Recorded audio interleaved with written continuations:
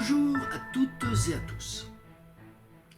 Contrairement à l'industrie lourde, qui n'existait pas avant le XIXe siècle et qui fut une création quasiment ex nihilo de la révolution industrielle, l'industrie légère, elle, regroupe toute une palette d'activités, de production de biens de consommation courante, qui ont été exercées depuis des siècles, sous une forme artisanale, mais dont le mode opératoire s'est progressivement industrialisé. Cette transformation a d'ailleurs provoqué de nombreuses résistances de la part des artisans qui se voyaient progressivement dépossédés de leur clientèle, donc de leur gagne-pain, par les néo-industriels chassant sur leur propre terre. On se souvient de la révolte des Luddites. La plupart de ces artisans furent ainsi paupérisés durant le XIXe et le XXe siècle et durent se résoudre à devenir les esclaves économiques, c'est-à-dire les salariés, des industriels dominants. Alors, nous allons voir le devenir des principales activités classées dans cette catégorie des industries légères, ex-artisanat. Voyons tout d'abord le devenir des textiles et des chaussures.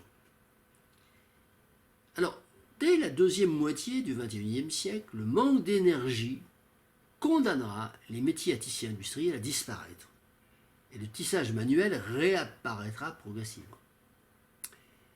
Par ailleurs, la fabrication des tissus devra composer avec la disparition des fibres synthétiques, qui aujourd'hui sont les principales matières premières de l'industrie textile, qui sont devenues. Toutes ces matières synthétiques, en effet, sont obtenues par combinaison, on l'a dit déjà, de composés chimiques presque exclusivement issus des hydrocarbures.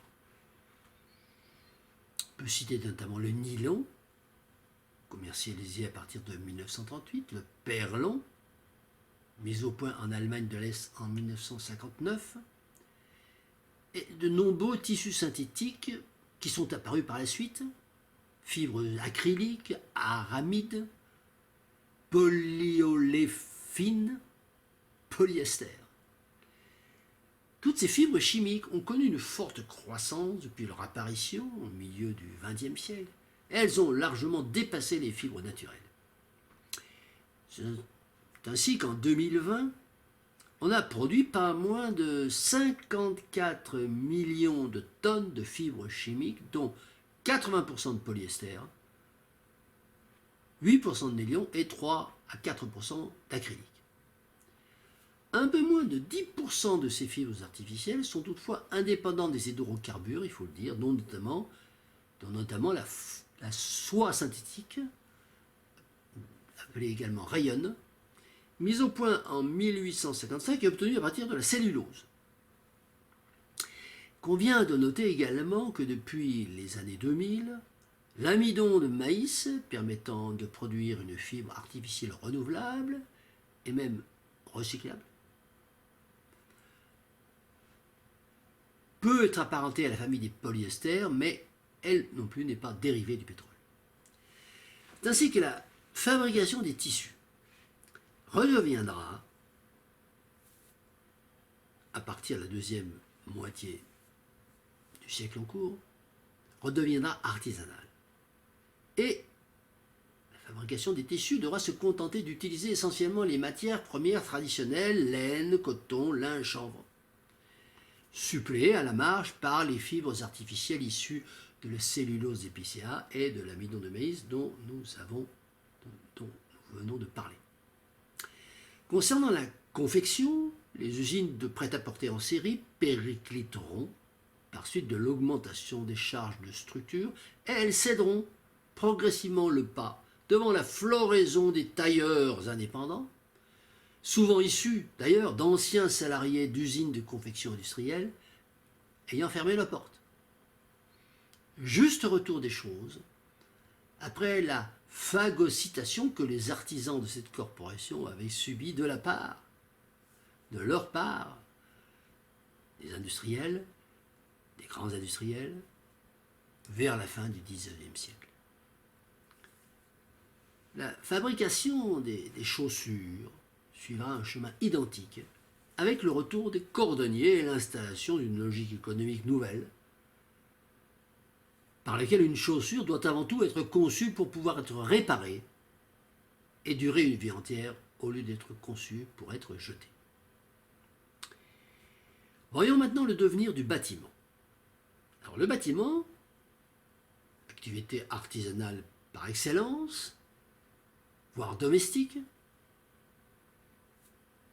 la construction d'un abri, ça a été l'un des premiers soucis des hominidés, confirmant d'ailleurs la classification de Maslow qui place la sécurité dont fait partie le logement, immédiatement après la survie, alimentation, respiration, sommeil, dans sa pyramide des besoins fondamentaux de l'homme. Par ailleurs, et contrairement à une idée souvent répandue, l'homme préhistorique n'a pas toujours vécu dans des cavernes et n'a pas attendu d'être un Homo sapiens pour se construire lui-même son logement. En réalité, c'est vers moins 400 000 ans qu'Homo erectus commença à s'installer plus durablement et plus confortablement dans les aspérités naturelles des formations géologiques. Avec l'arrivée d'Homo sapiens au Paléolithique supérieur, les indices de construction domestique deviennent plus probants. Plus près de nous encore, et avant l'exode rural lié à la révolution industrielle du XIXe siècle en Europe, l'essentiel de l'habitat humain était l'œuvre d'artisans du bâtiment, maçons, charpentiers, couvreurs. Et dans les campagnes du Moyen Âge, dans lesquelles vivaient 95% de la population, on construisait sa maison en utilisant les matériaux les plus accessibles localement. L'habitation était généralement faite de terre, de bois ou de pierre.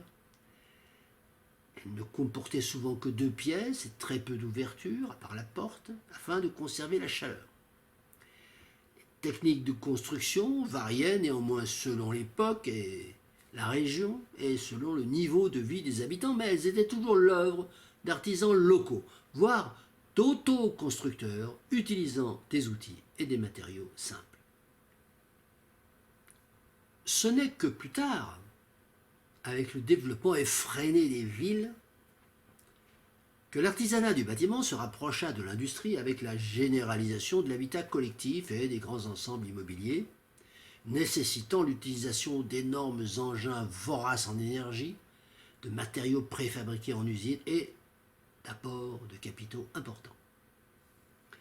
À partir du milieu du XXIe siècle, la raréfaction de l'énergie et la raréfaction des matières premières provoquera un ralentissement progressif mais inéluctable de cette industrie du bâtiment. Le secteur sera toutefois impacté par un double phénomène encore plus déterminant, la décroissance démographique dont nous avons déjà parlé dans la chronique numéro 5, associée à la remigration des villes vers les campagnes, dénommée exode urbain. En effet, d'un côté, la diminution de la population globale libérera automatiquement, mathématiquement des logements en masse, privant ainsi l'industrie du bâtiment de la nécessité d'ouvrir de nouveaux chantiers. Et d'un autre côté, un grand nombre de maisons individuelles rurales laissées vacantes trouveront facilement preneurs auprès de néo-ruraux remigrés depuis les villes, ce qui diminuera d'autant le besoin de construction nouvelle et favorisera au contraire le développement d'un artisanat de rénovation locale. Enfin, conséquence consolidée des 2 paramètres précédents, de nombreux grands ensembles urbains tomberont en désuétude dès que le nombre d'occupants deviendra insuffisant pour assurer le paiement de l'intégralité des charges de copropriété. Beaucoup d'entre eux finiront alors, ces ensembles urbains, finiront alors en friche immobilière. Tous ces éléments auront finalement raison de l'industrie du bâtiment, qui disparaîtra progressivement à partir de 2070, parallèlement à l'augmentation pléthorique de l'offre de l'immobilier d'occasion, qui ne laissera subsister qu'un artisanat d'entretien et de rénovation dans les différents corps de métier traditionnels. Alors, une étude plus détaillée de l'évolution de l'immobilier sera exposée un peu plus tard dans une chronique spécifique. Voyons maintenant le devenir des cosmétiques. Alors, le terme cosmétique, qui est issu du grec kosméo, paré, orné. Cosmétique désigne une substance destinée à être mise en contact avec diverses parties superficielles du corps humain, notamment l'épiderme, en vue de les nettoyer, de les protéger, de les parfumer, de les maintenir en bon état, de modifier leur aspect ou d'en modifier l'odeur. Ce sont des produits, les cosmétiques, dont la seule vocation est l'hygiène, c'est l'hygiène et l'embellissement, à l'exclusion de tout objectif thérapeutique. La fabrication et l'utilisation des cosmétiques ne datent pas de la civilisation industrielle, mais elles trouvent leur place depuis l'époque antique. Jusqu'au XVIIIe siècle, la vente de ces produits se faisait principalement en boutique et pharmacie en tant que produits de luxe réservés à l'élite ou à l'aristocratie. Mais progressivement, les boutiques et pharmacies ont dû faire face à l'arrivée de nouveaux réseaux de vente comme la vente à domicile et la vente ambulante, mais les cosmétiques sont restés réservés aux classes sociales les plus riches, restaient encore, tout au cours de cette évolution, restaient encore réservés aux classes sociales les plus riches, et ceci jusque vers la fin du XXe siècle. À partir de cette époque, avec l'arrivée de la publicité télévisée vue à la télé et l'arrivée d'Internet, les ventes de cosmétiques vont littéralement exploser. Dès lors, la fabrication des cosmétiques s'industrialise et les marchés mondiaux reposent sur un tissu d'entreprises multinationales dont le chiffre d'affaires dépasse les 500 milliards d'euros en 2020, à peu près autant que l'industrie textile. Parallèlement à l'industrialisation des méthodes de fabrication des produits cosmétiques, on a assisté à une entrée en force de la pétrochimie dans un secteur a priori dédié aux substances naturelles. Et c'est ainsi que les cosmétiques sont devenus de plus en plus élaborés avec l'adjonction de molécules issues de la chimie de synthèse.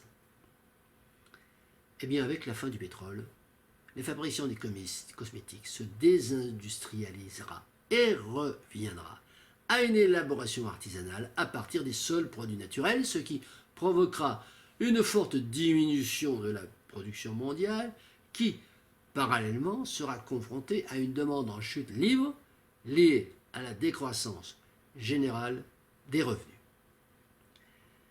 Dans ce nouveau contexte économique, les cosmétiques apparaîtront comme étant des produits superflus et leur fabrication ne relèvera plus que de l'inclinaison particulière d'une clientèle devenue confidentielle.